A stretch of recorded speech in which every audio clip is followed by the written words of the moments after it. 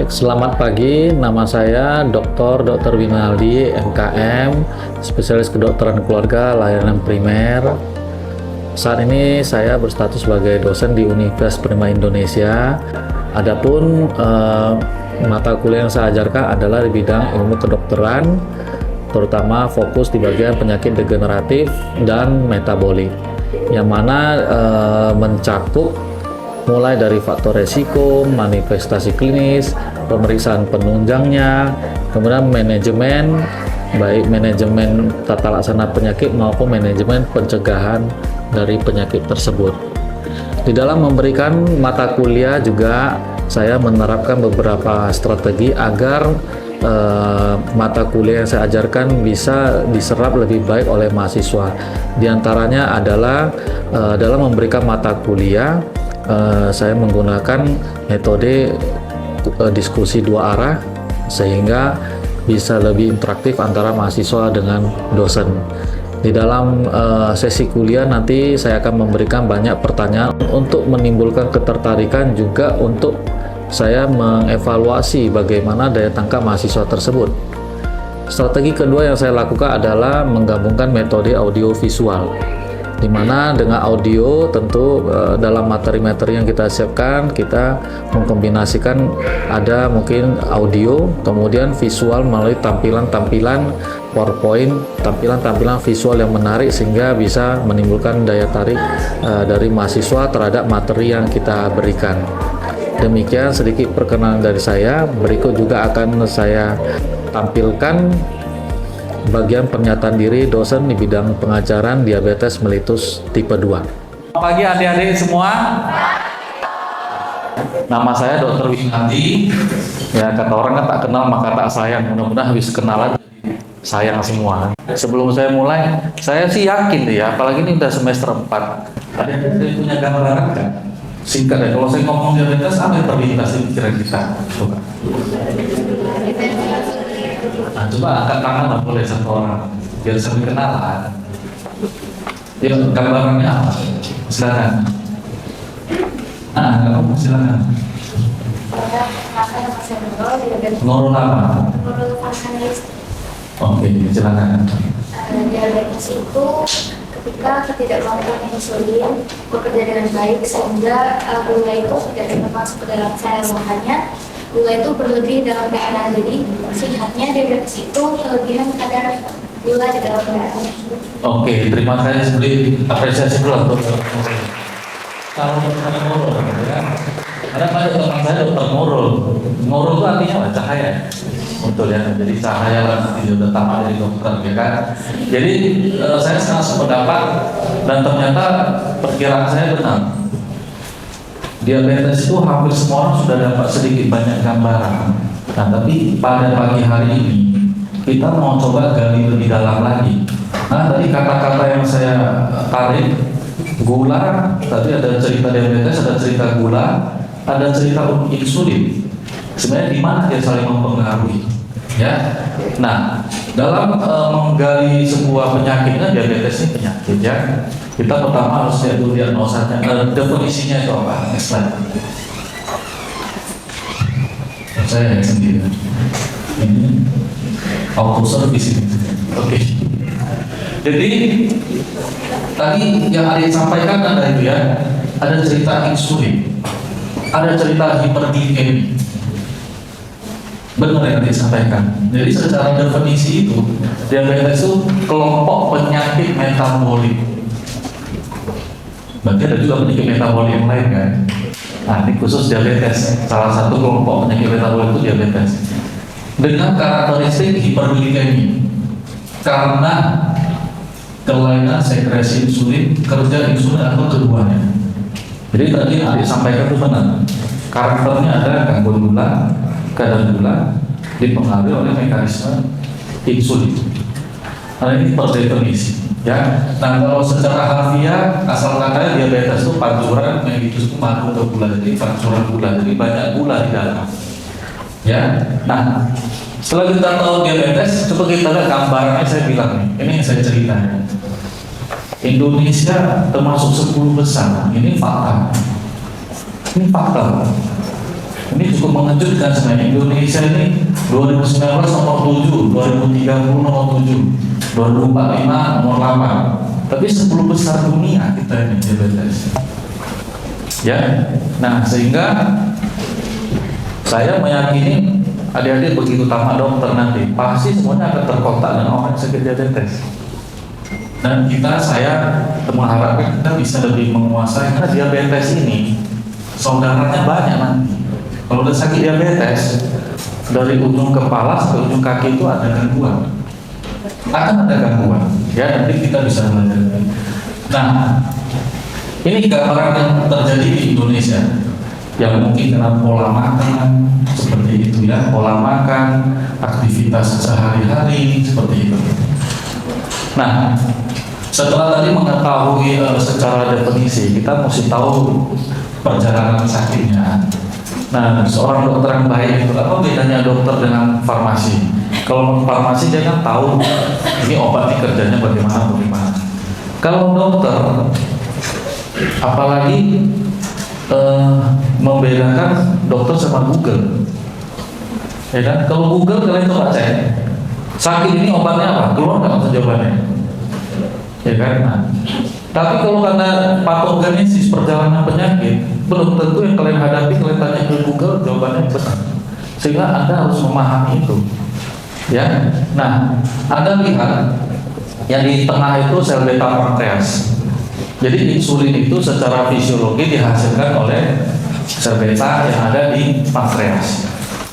Makanya nanti pada perjalanannya adik-adik akan temukan juga kalau ada gangguan di pankreas, ya itu bisa menyebabkan gangguan metabolisme gula karena gangguan insulin. Contoh, misalnya ada seseorang dengan pankreatitis akut. Nah, kalau terjadi pankreatitis akut kan terjadi kegagalan produksi insulinnya atau gangguan, sehingga ini akan menyebabkan atau bersumbangsi terhadap munculnya sakit diabetes. Nah, kita kembali lagi ke secara awalnya, sel beta pankreas itu dia akan menghasilkan insulin. Tetapi pada orang diabetes, karena satu dan lain hal, menurun sekresi insulinnya, sehingga terjadi ini kurang lebih ada 11 reaksi terjadi. Adik-adik bisa melihat. Yang pertama, sel alfa pankreas juga akan terjadi penurunan sekresi glukagon, tapi intinya dari sini ya, teman-teman ya, adik-adik semua ya. Intinya mulanya dari sini, ini yang lain ikut-ikut aja. Kemudian yang ketiga akan terjadi sel lemak peningkatan lipolisis. Kenapa? Kira-kira punya gambaran nggak ya? Itu nggak apa-apa saya jelasin ya, karena mungkin agak sedikit dalam. Normalnya tubuh itu kan sumber kalorinya dari mana? Dari karbohidrat, benar ya? Nah, ketika terjadi gangguan insulin, gula itu ada, tapi jangan nggak bisa dimunculkan, nggak bisa diutilisasi, nggak bisa digunakan. Ada gulanya banyak, tapi nggak bisa digunakan, sehingga kita akan mencari sumber energi yang lain. Salah satunya dari peningkatan pemecahan lemak.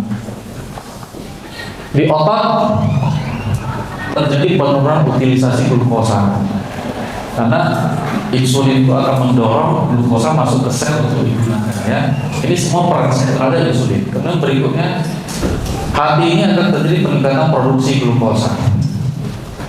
Di otak akan terjadi disfungsi neurotransmitter. Kenapa? Karena gula itu sangat dibutuhkan untuk metabolisme sel, termasuk juga di otak. Otak itu kan kerjanya kan ya sangat bergantung neurotransmitter. Ketika metabolisme terganggu, semua fisiologinya terganggu.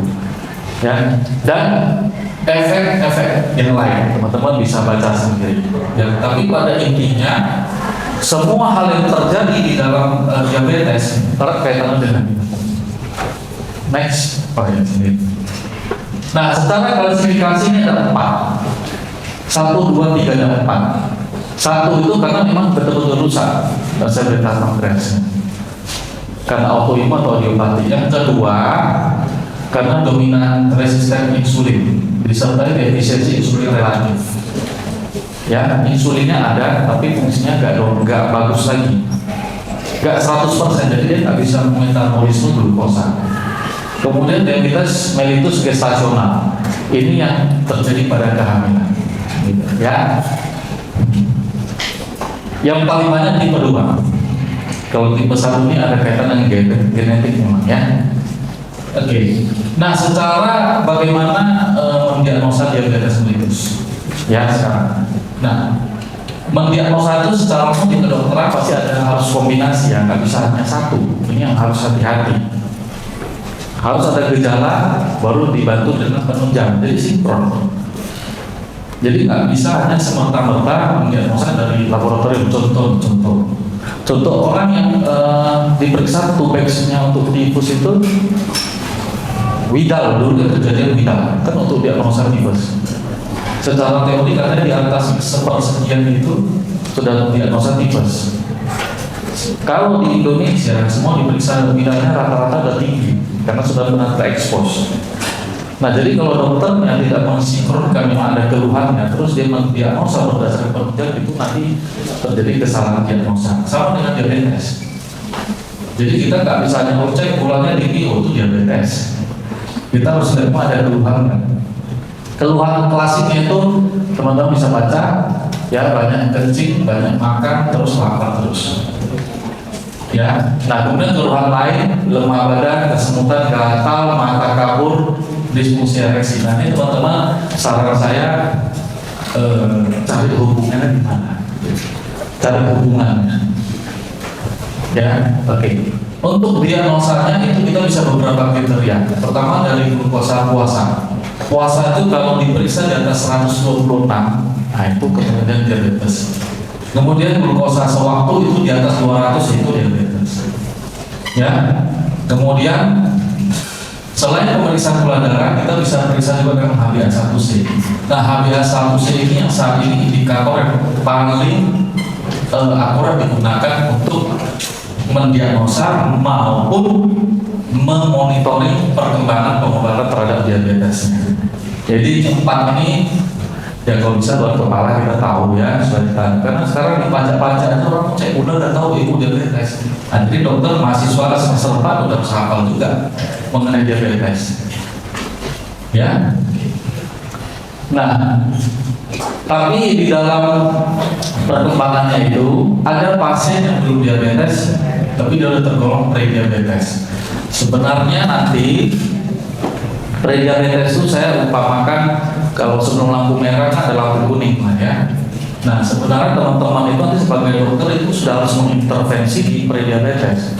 Karena prediabetes kalau intervensi itu kemungkinan besar bisa reversible menurut penelitian. Tapi kalau udah diabetes mencari reversible mungkin ada kendala. Ya, teman-teman bisa baca kategorinya, angka-angkanya itu tinggal dihafal. Ya. Kemudian kita juga perlu melakukan screeningnya, screening pada pasien-pasien dengan kelompok resiko tinggi. Nah, dokter-dokter itu ketika menata laksana sebuah penyakit, kita itu selain tata laksana penyakit, kita juga harus manajemen resikonya. Salah satu kita screening faktor resikonya, ya. Nah, yang kita screening itu yang apa?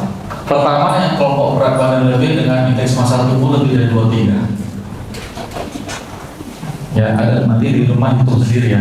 Kalau IMT-nya lebih dari 23 cek gula. Nah, screening itu tujuannya untuk misalnya ada sekelompok populasi 1000 orang. Oh, di antara 1000 orang ini ada 600 yang memiliki faktor resiko. Nah, 600 ini kita cek gulanya. Itu yang kemungkinan besar terkena diabetes. Ini beberapa kelompok resiko tinggi. Seperti itu, ya. Aktivitas fisik kurang, ada keturunan, ada ras tertentu, kemudian perempuan memiliki riwayat melahirkan berat badan di atas 4 kilo, bayinya, ya, berat bayi. Ada hipertensi, ada kolesterol, riwayat prediabetes, obesitas berat, riwayat penyakit jantung. Jadi kalau ada hamdai taulan saudara-saudara teman-teman adik-adik, ya ada salah satu di antara ini, itu sebagai dokter yang baik Anda coba anjurkan dia screening diabetes, ya. Nah, tata laksana diabetes itu sebenarnya ada 3 ini, ya. Tujuan jangka pendek, jangka panjang, kemudian akhirnya. Tujuan jangka pendek itu tujuannya memperbaiki kualitas hidup dan mengurangi resiko komplikasi akut. Ya, karena pasien diabetes itu nanti ada komplikasi kronis. Ini tujuannya. Nah, kemudian yang kedua, tujuan jangka panjang, mencegah dan menghambat progresivitas penyulit.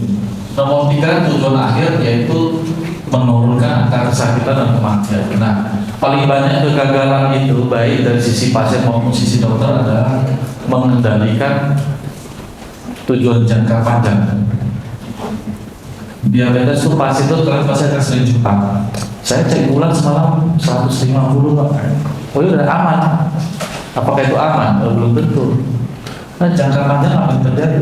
Dia karena pasien itu hanya 1 minggu dia cek 150 aja dari bawah 200 dia kira udah normal kan. Dia udah turunkan dosis obatnya, dia udah nggak olahraga lagi. Padahal proses penyakit masih berjalan. Nah, ini yang menjadi perhatian dari kita, teman-teman adik-adik semua.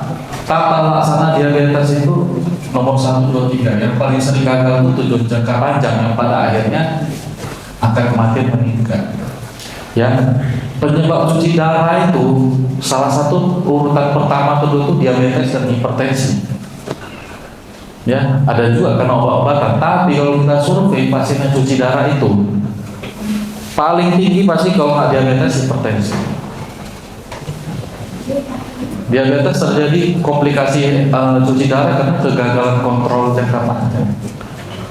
Jadi teman-teman mengobati diabetes hati-hati, bukan tujuannya hanya menurunkan kadar gula darah ya. Tujuan akhirnya ini jangka panjang mencegah komplikasi. Karena akan terjadi orang diabetes itu misalnya hipertensi. Gula darahnya udah turun, dia obat hipertensi pun nggak minum lagi misalnya. Padahal orang diabetes ada resiko menjadi nefropati kan, gangguan ginjal pada akhirnya gagal ginjal seperti itu ya. Nah, ya edukasi saya kita lakukan pada setiap pasien. Nah, materi-materi edukasi bisa diberikan ini tentu tadi pasti definisi perjalanan penyakit, pengobatan dan pencegahan ini teman-teman harus lakukan ya. Oke, lanjut. Nah, secara manajemen penyakit diabetes itu tentu ada manajemen pada umumnya juga sama ya. Ada farmakologi dan non farmakologi. Farmakologi dengan obat. Non farmakologi misalnya perubahan gaya hidup, aktivitas, bagaimana mengatur kalori. Ini teman-teman bisa hitung nanti. Ya, bisa hitung. Tapi ya jujur aja saya bilang, saya kurang lebih saya udah 15 tahun sama dokter. Paling susah suruh orang ngatur makan ya kan. Itu nggak juga. Karena dulu kan atur jumlah jenis jadwal ya kan. Mana bisa diatur itu. Payah kali jaga mulut ya kan. Jamu kan jaga mulut kan. Paling susah. Jadi teman-teman ya nanti di praktek itu hambatan tantangannya paling besar itu ya ngatur. Pasien itu rata-rata dipilih minum obat dan mengatur makan. Ya, tapi salah satu pilar tata laksana diabetes itu menghitung kebutuhan kalori.